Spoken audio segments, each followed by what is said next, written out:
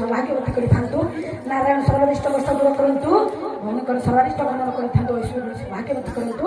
ମନ ଇଚ୍ଛା ପୂର୍ଣ୍ଣ କରନ୍ତୁ। ସର୍ବ ଆନନ୍ଦ କର ହରି ବୋଲ। ତେଣୁ ଝିଅ ପ୍ରତି ମା କଣ ଟିକେ ନିଷ୍ଠୁର ହବ। ଯାହା ହେଲେ କୋଣ ଅନୁକୋଣରେ କାନ୍ଦିରେ ବାନ୍ଧିକି ଝିଅ ପାଇଁ ରଖିଥିବେ ମା ନା ନାଇଁ। ବହୁତ ବହୁତ ଧନ୍ୟବାଦ।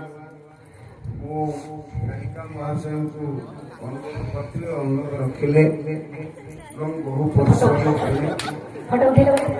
ବହୁ ପରିଶ୍ରମ ଫଳ ନିଶ୍ଚିତ ସେ ପାଇବେ। ଏଇ ତାଣ୍ଡବରେ ମୁଗ୍ଧ ହୋଇ ମୋର ସାନ ବୋହୂ ସ୍ୱର୍ଣ୍ଣଲତା ବହି 1 ସପ୍ତାହ ଭାରତୀୟ ମୁଦ୍ରା ପ୍ରଦାନ କରିଛନ୍ତି। ମୁଁ ଆଶା କରୁଛି এই ক্ষুদ্র পুরস্কারটিକୁ ସାଦରେ ଗ୍ରହଣ କରିବି। ଜୟ ମା ମଙ୍ଗଳା। ମତେ ଆମର ନିରୁ କହିଥିଲା ନନା ଆଉ ତାଣ୍ଡବ ହେଲେ ମୁଁ ମଞ୍ଚ ଉପରକୁ ଯିବି। ମୁଁ ସେ କଥାଟାକୁ ଅବଶ୍ୟ ପ୍ରତ୍ୟକ୍ଷରେ କହିନଥିଲି, ତାକୁ ପରୋକ୍ଷରେ କଥାଟାକୁ ଆଲୋଚନାକୁ ଆଣିଥିଲି। ଯାହା ହଉ ମାଙ୍କର ଅପାର କରୁଣା। ଆମେ ନିଶ୍ଚିତ ଗ୍ରାମବାସୀ ତରଫରୁ ସାଧୁବାଦ ଜଣେଇବୁ ଗାୟିକା ମହାଶୟଙ୍କୁ। ସେ ନିଶ୍ଚିତ ଭାବରେ ଉତ୍ତରୋତ୍ତର ଉନ୍ନତି କରିବେ। ତାଙ୍କ ନାଁ ମଧ୍ୟ ନିଶ୍ଚିତ ରହିବ। ମା ତାଙ୍କୁ ନିଶ୍ଚିତ ଆଶୀର୍ବାଦ କରିବେ। ଜୟ ମା ମଙ୍ଗଳା। ଯାହା ହଉ ମୋ ମା ତ ସମ୍ମୁଖରେ ପଇସା କାଢିକି ଦେଇଛନ୍ତି। ଅବଶ୍ୟ ନାଁ ଜାଣିଲି କଣ କହିଲେ? ଯାଉ ସ୍ୱର୍ଣ୍ଣପ୍ରଭା ମାଙ୍କର, ଆଜ୍ଞା ସ୍ୱର୍ଣ୍ଣପ୍ରଭା ମାଙ୍କର ନାରାୟଣ ସର୍ବାଧିଷ୍ଟ ଖଣ୍ଡନ କରନ୍ତୁ।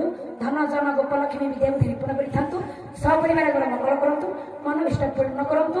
ସମସ୍ତଙ୍କୁ ଆଜ୍ଞା ଛତ୍ର ଛାୟାରେ ଭଗବାନ ରଖିଥାନ୍ତୁ। ସର୍ବେ ବୋଲାନ୍ତୁ ହରି ବୋଲ ହରି ବୋଲ।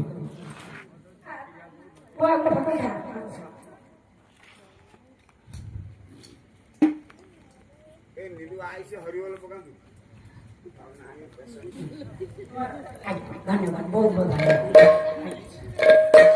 ସଭା ଶେଷରେ ମୋ ବଡ ବୋହୂ ସେଠି ବସିଛି। ସେ ଖୁସି ହେଇ ଡାକିଲା ଶ୍ୱଶୁରକୁ, ଦାଦା ଆସ। ସଭା ଶେଷରେ ଭାରତୀୟ ମୁଦ୍ରା 50 ଟଙ୍କା ଅର୍ପଣ କରିଛି ମୋ ବଡ ବୋହୂ ଶିଶୁରା। ମୁଁ ଆଶା କରୁଛି ମହାଶୟ କ୍ଷୁଦ୍ର ପୁରସ୍କାରଟି ସାଦର ଗ୍ରହଣ କରିବେ ଓ ହରିବୋଲ ବହୁତ କଷ୍ଟ ହେଲାଣି, ପସନ୍ଦ ନାହିଁ।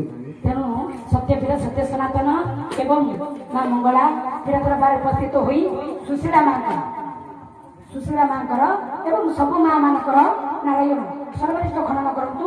ମଙ୍ଗଳ କରିଥାନ୍ତୁ। ଯଶସ୍ୱୀ କରନ୍ତୁ। ଇଷ୍ଟ କଷ୍ଟ ଦୂର କରନ୍ତୁ। ମଙ୍ଗଳ କରନ୍ତୁ। ପରିବାର ସହିତ ସମସ୍ତଙ୍କର ମଙ୍ଗଳ କରିଥାନ୍ତୁ। ସେଇ ପ୍ରଭୁ ସର୍ବେ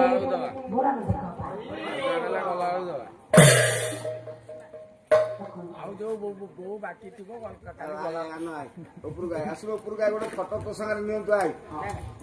ଆପଣ ଆସନ୍ତୁ। କଣ କହିଲେ? ଅନୁକୂଳ ଉଦ୍ଯାପନ ଦିନଙ୍କ ଦକ୍ଷିଣା ଦେଲେ ପାଲାପରା ସାରିଲା।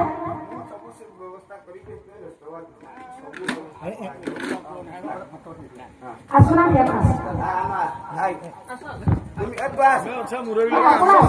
କିଛି ଅସୁବିଧା ନାହିଁ।